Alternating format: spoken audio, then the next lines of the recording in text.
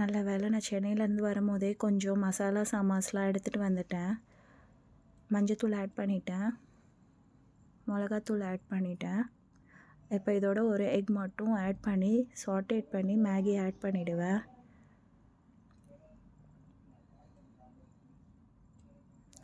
China பொறுத்த வரைக்கும் food எப்படி இருக்கும் உங்கள் எல்லாருக்கும் தெரியும். ஸோ நான் வெளியில் ஃபுட் வாங்கி கொடுக்க பசங்களுக்கு ரெடியாக இல்லை.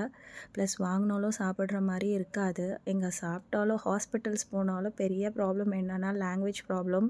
இங்கே நம்ம பேசுகிறது அவங்களுக்கு புரியாது, அவங்க பேசுகிறது நம்மளுக்கு புரியாது.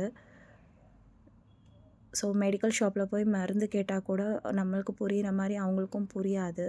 ஸோ நான் அந்த மாதிரி எந்த ரிஸ்க்கும் எடுக்கிறதா இல்லை.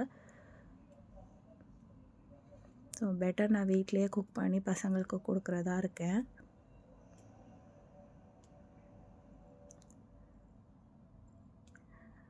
ஹஸ்பண்ட் மார்னிங் ஒர்க் இருந்ததுனால காலையிலேயே கிளம்பி சீக்கிரம் போயிட்டாங்க.